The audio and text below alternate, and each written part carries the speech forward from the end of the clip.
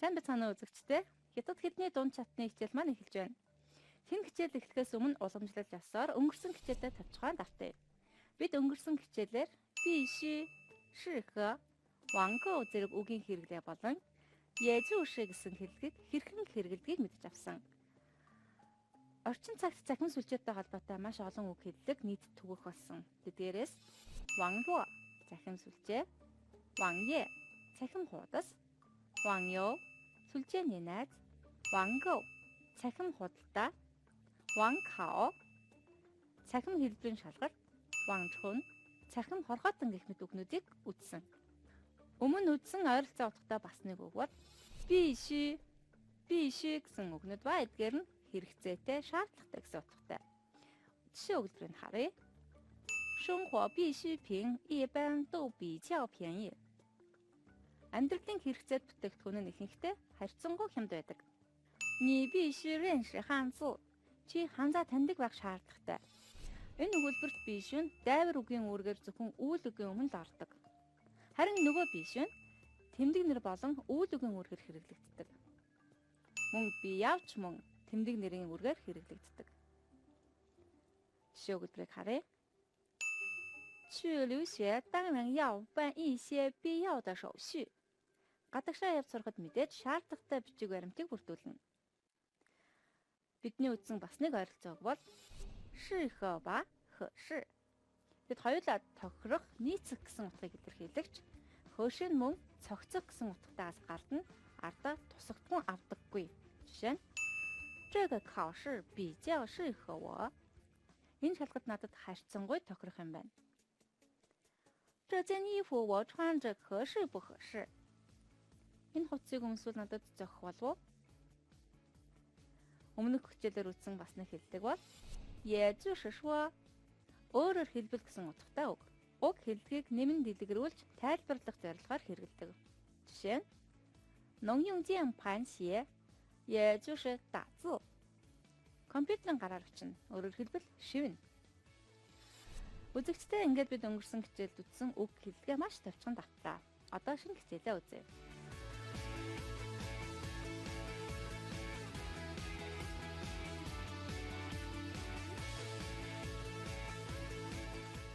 Гадаад гэл үзэхдээ тухайн орны түүх соёлоос давхар мэдэх нь илүү үр дүнтэй байдаг. Түүнээс гадна тухайн орн руу аялж зугаалах нь аливаа зүйлийг нүдээр үзэж биеэр мэдрэх илүү ашигтай. Тэгэхээр хамтдаа дараах бичлэгт анхаарлаа хандуулъя. 看，我上周去云南旅游时买的包还可以吧？漂亮！你又去旅游了？是呀，去旅游一方面可以学习汉语，另一方面还可以了解中国文化呢。那你收获挺大的吧？当然啦，我还交了好几个少数民族朋友呢。我最怕跟人交流了。别担心，你不说话也会有热情的中国人来帮你的。在那儿吃住怎么样？我怕不习惯。别怕，吃住还可以。 Саяын бичлэгт гарч байгаа Юнан мужи бол Хятадын шавшуу минзүү буюу цөөн тот үндэстэн хамгийн ихэр суурьсан нутаг байдаг. Дашрам саналгад Хятадд 56 үндэстэн байдаг шүү дээ. Ингээд бичлэгт гарч байгаа зарим нэгэн үг хэллэгийг хэрэг мэдэж авцгаая. Үг бол шоухуа. Энэ үг нь ургац гэсэн утгатай ч мөн амжилт бүтээлийг төлөөлөн хэрэглэгддэг. Жишээг харцгаая. 在生活的季节会得到止不住的眼泪. Энэ өгүүлбэрийг өгчилбэл ургацын улирлаар тасралтгүй нулимстай болчихдог гэсэн үг юм. Энэ маань ургацын улирлын үеэр баярын нулимс дүүрэн байдаг гэсэн нэгэн дууны үг юм. Дараагийн өгүүлбэрийг харъя. 那你收获的挺大吧? Тэгвэл чи арай их амжилттай юу? Харин одоо та бүхэн дараах өгүүлбэр дэх 收获 гэсэн үгийн зөв тайлбарыг олоорой. 和爸爸一起散步，往往有很多收获，收获知识，收获生活，也收获快乐。收取成熟的农产品，比喻获得成果或得到战果。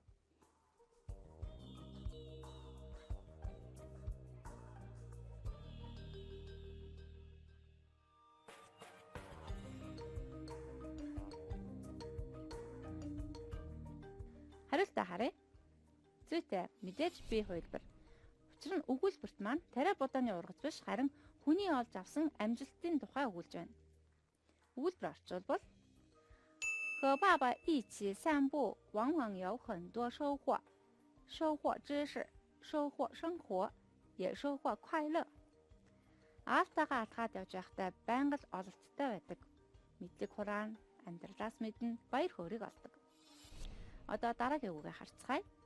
交流 энэ нь солилцоо, солилцох гэсэн утгатай. Хятад хэлэнд мөн яг ийм утгатай үг байдаг ба тэр нь 交换. Тэгвэл энэ хоёр үгийн ялгааг мэдэж авцгаая.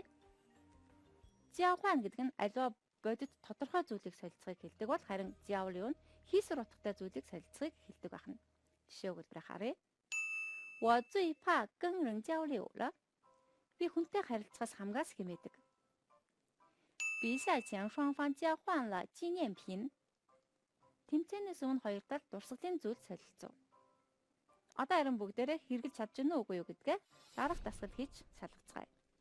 Та бүхэн тохирох үгийг нь дараах өгүүлбэрт нөхөөрэй. 关于去国外招商的事，我想跟你一下意见。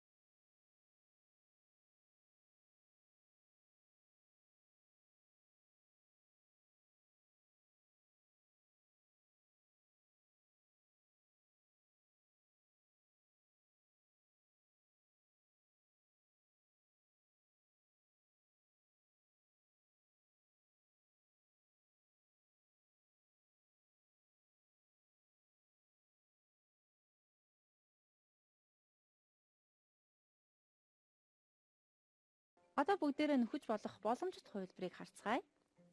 好好准备，别担心。钱的问题，我帮你想办法。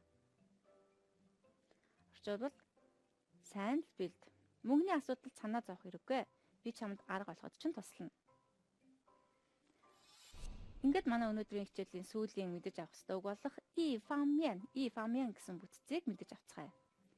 Эхлээд жишээ өгүүлбэрийг харъя. 去旅游，一方面可以学习汉语，另一方面可以了解中国文化。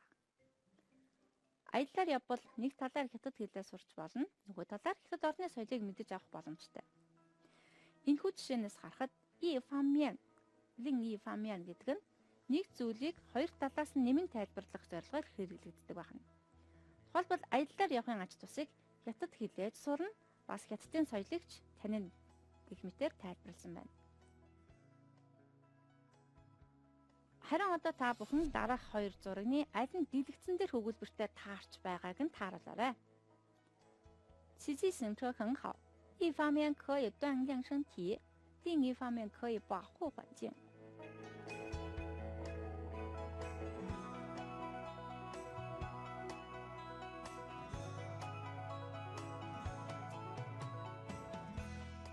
Хариу шалгая.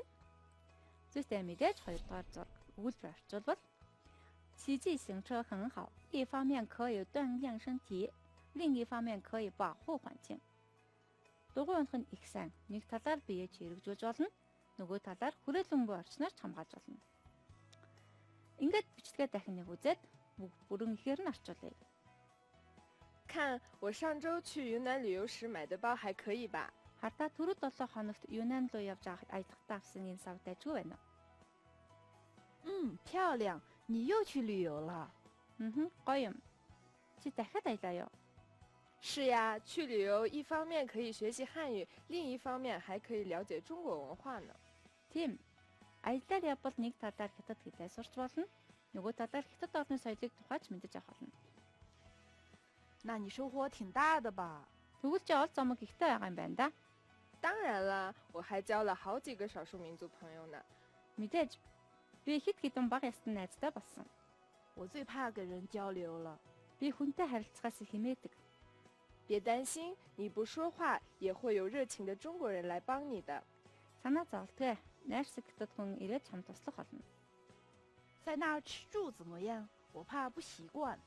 Тэнд идэх хуухыгээд хоногдох нь хэрвээ. Би дасгүй байх гэхээс зовж байна. 别怕，吃住还可以。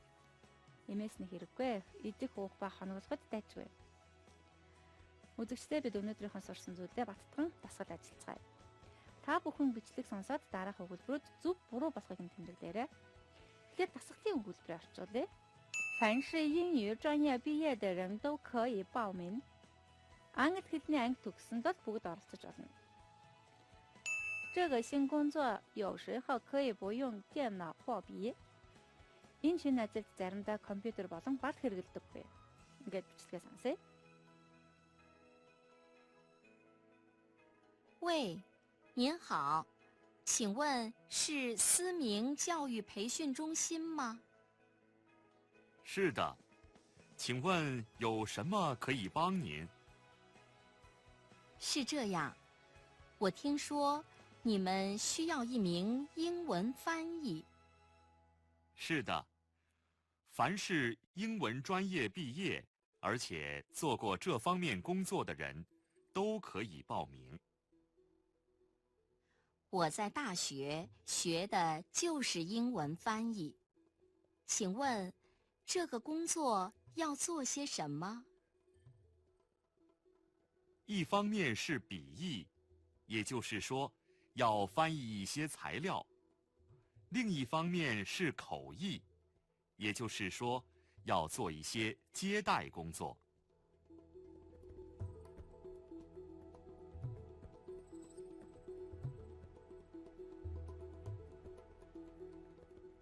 Харин одоо өгүүлбэр орчуулаад дасгалаа тулгая. 喂，您好，请问是新闻教育培训中心吗？ байна уу? Сайн байна уу? 新闻боловсрол сургалтын төв үү? 是的，请问有什么可以帮您? Тийм байна. Танд юугаар туслах вэ? 是这样，我听说你们需要一门英文翻译. Ийм байна л да. Би танад англи хэлний орчуулагч хэрэгтэй байгаа гэж сонссон юм. 是的，凡是英文专业毕业而且做过这方面工作的人都可以报名. Тийм ээ, англи хэлний мэргэжлэр төгссөн байгаад бас энэ тал дээр ажиллаж байсан хүн бүр бүртгүүлж болно. 我在大学学习的就是英文翻译. 请问这个工作要做些什么? Би их сургуульд яг энэ мэргэжлэр сурсан. Уучлаарай, энэ ажилд яг юу хийх юм бэ? 一方面是笔译，也就是说要翻译一些材料；另一方面就是口译，也就是说要做一些支持工作。Нэг талаар бичгийн орчуулгын өөрөөр хэлбэл материалууд орчуулна гэсэн үг. Нөгөө талаар аман орчуулгын хариугаа тулгаарай. 凡是英语专业毕业的人都可以报名.